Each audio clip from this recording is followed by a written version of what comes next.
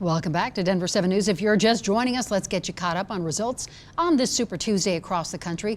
Joe Biden's been declared the winner in 8 states, including Alabama, Arkansas, Massachusetts, Minnesota, North Carolina, Oklahoma, Tennessee, and Virginia. The Associated Press is calling California for Bernie Sanders. Of course, California is a big prize on the Super Tuesday. Sanders also has been declared winner in Utah and Vermont. And Bernie Sanders also takes Colorado. That result came in, just after 7 o'clock with 36% to Bernie Sanders. Joe Biden and Michael Bloomberg both tied at 22% right now, and Elizabeth Warren at 17%. Of course, this is Colorado's first presidential primary in 20 years, and at the polling stations, a lot of excitement out there. Definitely. Denver 7's Megan Lopez live at the Denver election headquarters. Megan, votes still being counted there tonight. Still being counted. We had those results come out at 10 o'clock. The next round comes out at 11:30. You can see the people behind me. Very, very busy election judges trying to sort through and get everything counted. There's also this scanner that can count up to 20,000 ballots an hour, guys. So, I mean, they're just counting through everything as quickly as possible. Now, we watched as more than 1,000 people came here today to vote in person, and many thousands more dropped off their ballots. The Colorado Secretary of State's office just told Denver 7 that it's looking very strongly like a record-setting primary for the state, though it's not as high as the turnout for general elections. But again, they think that this will be a record-setting primary. Now, Associated Press data on our website is reporting that the voter turnout right now is 57%. So let's talk about here in Denver. Those unofficial results show Bernie Sanders with a commanding lead with about 47% of the unofficial result. Mike Bloomberg in second with 23%, Elizabeth Warren with 20%, and Joe Biden in fourth with 14%. But there was a lot of excitement today with this being the first presidential primary in decades and the first time 17-year-olds and unaffiliated voters could participate. I came to vote in person because it's that important. They always say every vote counts, but I think I really took that to heart this time. It was exciting just being at my first time. It's our first presidential primary. We didn't know what to expect. That's historic. I was happy to do it. Denver voters do have a tendency to be election day voters. I mean, I could have mailed in the ballot, but there's like no excitement in that.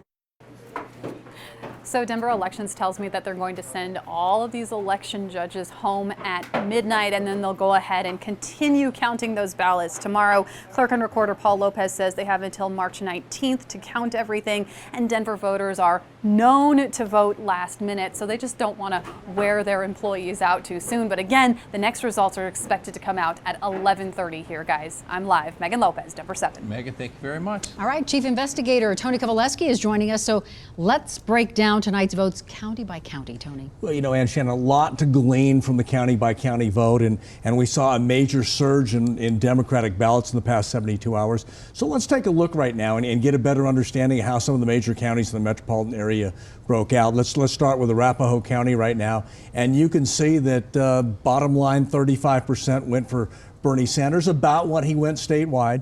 Michael Bloomberg finishing second, him and Biden also very close there. This is a county with a lot of unaffiliated voters, so that's a bit of a bellwether county to keep an eye on.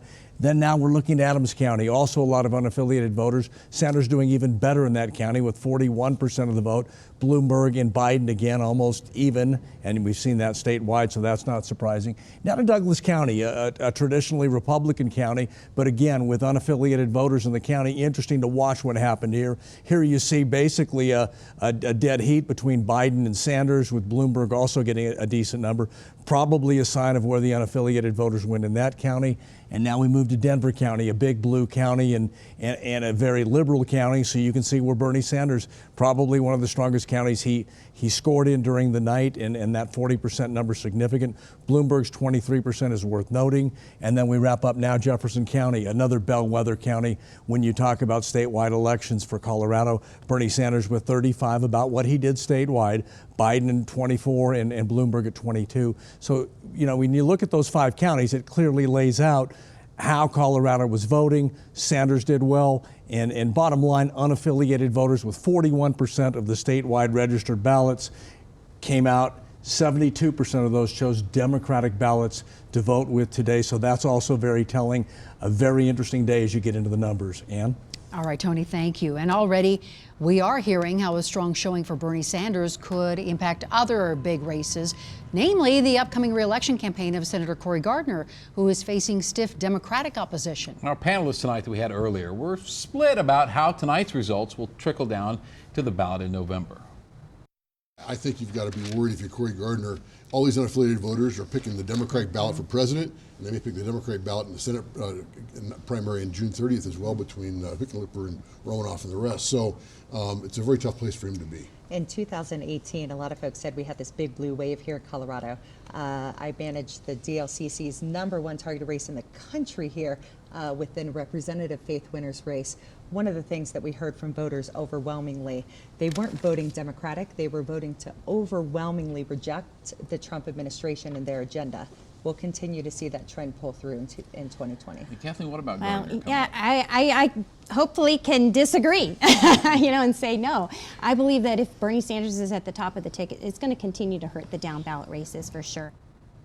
All right, our panelists, we thank them tonight. And Coloradans will vote in a second primary in June for the remaining federal, state, and local offices, and that does include U.S. Senate. So now that Super Tuesday voting is in the books, here's what you have to look forward to this campaign season. Next week, March 10th, we have caucuses and primaries in 7 more states. Then the remaining presidential candidates will hit the debate stage on March 15th. Just 2 days later, March 17th, another set of contests is scheduled. These are in Arizona, Florida, Illinois, and Ohio. And of course, we'll go through this cycle until every state has caucused or held a primary until the big election day on November 3rd.